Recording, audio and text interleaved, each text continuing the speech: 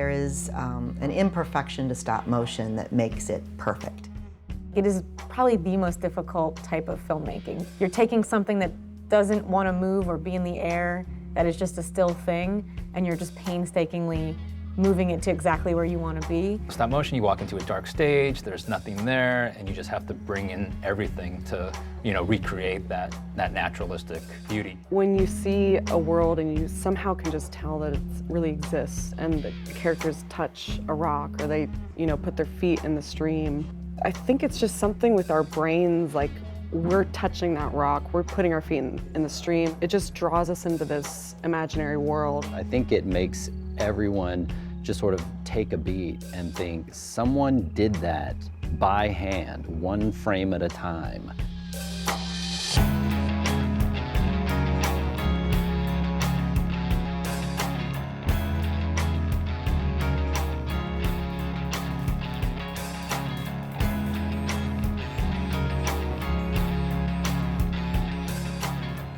A guest-directed episode is an episode where we take an outside director and just pretty much give them free rein to do their version of Adventure Time. And we've done 3 so far, one directed by David O'Reilly, one directed by Masaki Yuasa, and this will be the 3rd, directed by Kirsten.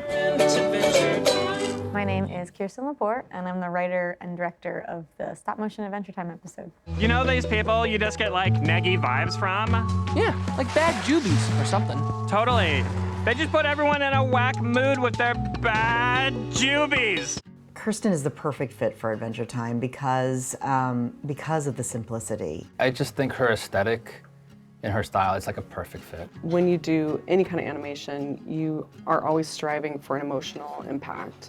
And her stuff consistently has a really emotional quality to it. I remember seeing her shorts, starting with Story of North America. How would you feel if a giant hand came out of the sky and decided to crush you? And Sweet Dreams.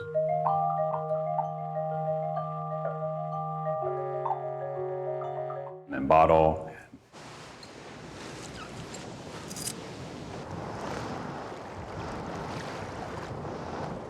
You really saw her voice sort of develop. Also, her work is on the show. It's been on the show for years now. The Frederator N-Tag. That was animated by her. When they called me in for the first couple meetings, they were still finishing up Yuasa's episode, so then I got to see it before it even aired in-house, and that just blew my mind. So I had a lot to live up to. Everybody here under the Bix Pix roof is familiar with Adventure Time. It's kind of an unexpected bonus. I'm glad that it went to them. When it was mentioned, we were like, wow, that would be so cool to bring this show into the stop motion world. Especially something as exciting as Adventure Time, to be able to kind of give it your own little spin, that's like a dream come true. I think Adventure Time, the style of the show, really lends itself to stop motion because it's more about shapes and less about literal drawings of people. Being able to just do one really special episode in our style and how we do animation it's been amazing. It started pretty blue sky. It was what are you excited about? What kind of story do you want to tell? It was tricky coming up with all the conceptual stuff for this episode. I think it could have gone in so many different directions. A lot of her early ideas were really elaborate. I mean, it involved almost every person in the Candy Kingdom. You can't go visit, Princess Bubblegum at home. We can't build that. My first initial reaction, which is always in stop motion, is like, oh, there's a lot of shots. There's a lot of shots and the schedule is really tight, so it was just kind of it seemed aggressive. Is there one practical though? No, we're not gonna do that. So that's official. It's out. Oh. Yeah. Oh, good. That's so good. That's just the way I read scripts, is picture in my head the work ahead.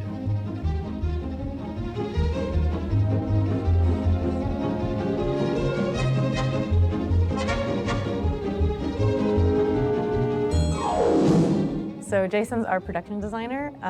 He is incredible. Everything that you see in terms of props and sets and all these little details, that's all his genius. Talking to Kirsten, I was looking at her storyboards and I said, well, we can't build a tree house. And then looking at the rest, I said, well, I don't have time. We can't build a forest. We can't do trees. It's gonna take too much time. So there's 3 different sizes, foreground, and then our slight background, and then we've got our mini guys that we can do on our background cutters. I saw running water. I was like, running water, there's just no way. It's basically gonna click and register every time the animator turns it, so the water moves. It got to the point like, what is this episode's gonna be in a field somewhere, you know?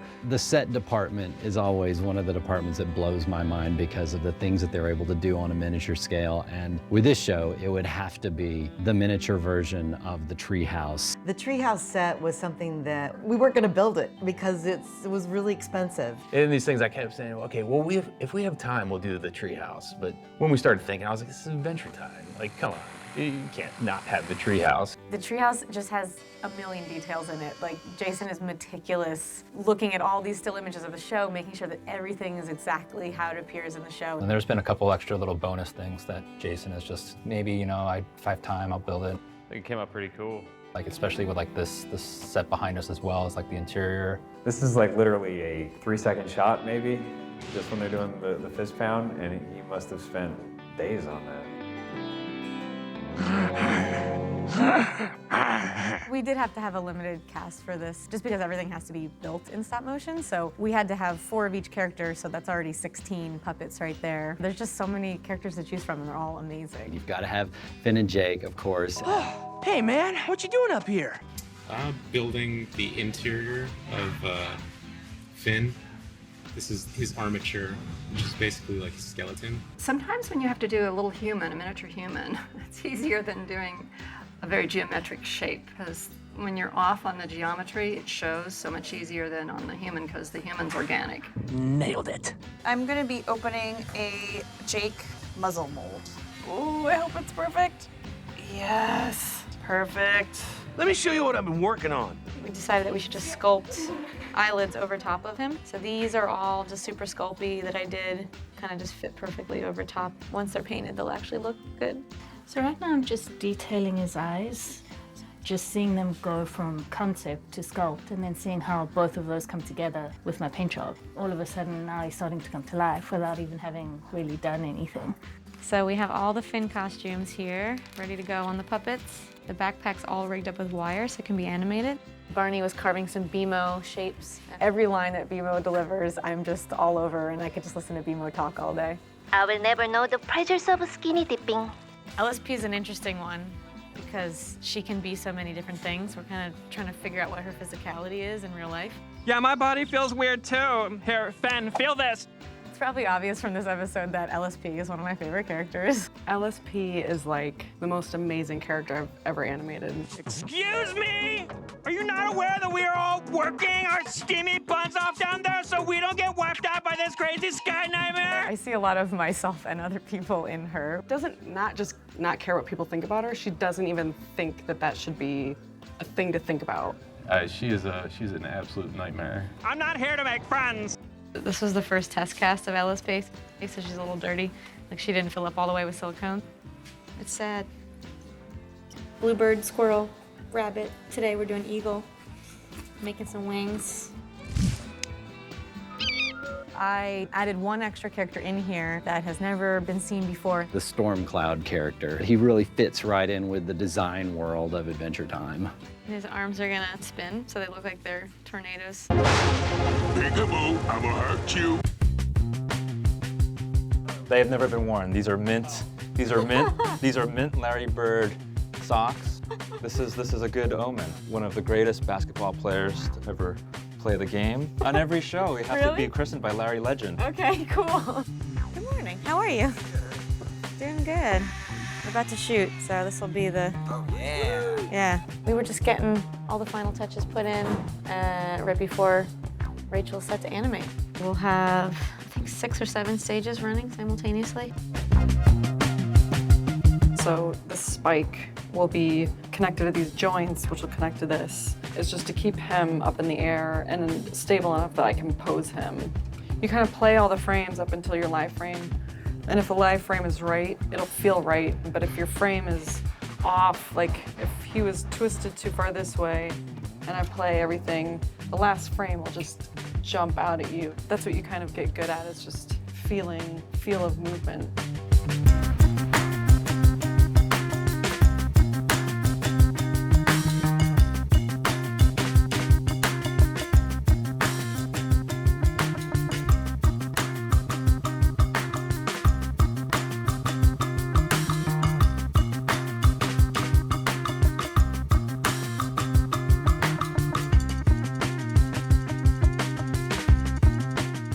Yeah, I was a little nervous when everyone came to visit. This place is cool. I want to work here.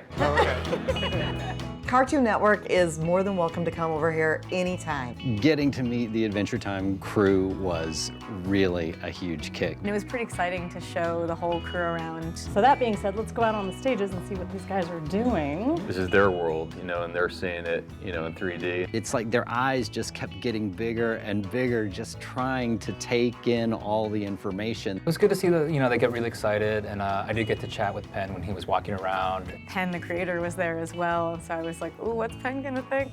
She stuck all those pins in the bunny's butt. Spoke to Penn briefly, just showing him the tree house and, you know, the static grass. I was so pleased that he really dug the environment and what we were doing here. When other people see it for the first time, it's always reminds you like, oh, this is amazing. I see nothing! When you work on something for a long time, sometimes you sort of become blind to it until you see somebody else's interpretation of your work, and it sort of refreshes your energy. Their enthusiasm for seeing what we do reminded us why we do this. I was really pumped just to share that with them. This is one of the nicest things anyone's ever done for me. Howdy!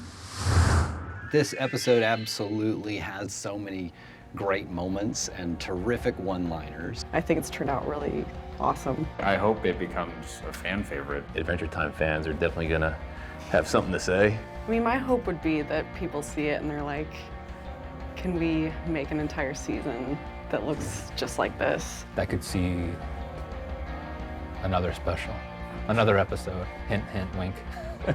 It's great that I get to go to work every day and just make things with my hands and make them come to life.